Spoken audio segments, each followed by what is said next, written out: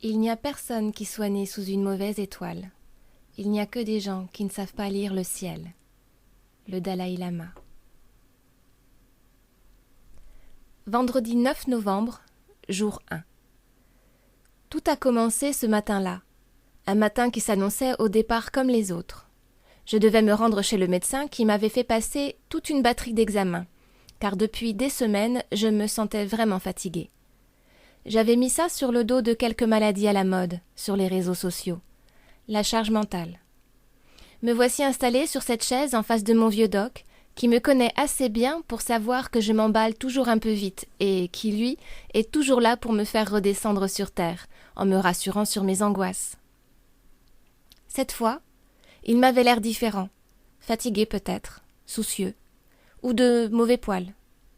Il toussote 2-3 fois dans sa barbe, comme pour essayer d'éclaircir sa voix, ou faire de la place à des mots qui ne souhaitent pas sortir de sa bouche. Bon, j'ai reçu les résultats de vos divers examens et je dois dire que je n'ai pas une bonne nouvelle à vous annoncer. Je ne vais pas tourner trop longtemps autour du pot. Vous avez une atteinte très importante au niveau du cœur et des membranes, et il n'y a rien à faire. À part vous soulager pour les mois qui viennent. Je suis désolée. D'un seul coup, le temps s'est arrêté. Il y a comme un flottement tout autour de moi. Les objets s'envolent ici et là, puis je me sens comme aspirée dans un trou noir sous ma chaise.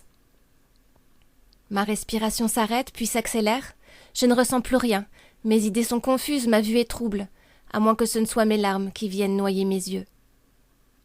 Un tourbillon. Oui, je suis dans un tourbillon. Alors ce doit être un rêve, un cauchemar, je vais me réveiller. Océane.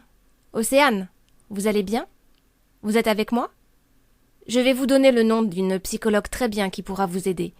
Vous devez absolument parler. Je sais que c'est un choc pour vous. Oh oui, Enfin, combien... Mon Dieu, j'arrive pas à croire que je vais poser cette question. Combien de temps me reste-t-il? Ce n'est pas certain, Océane.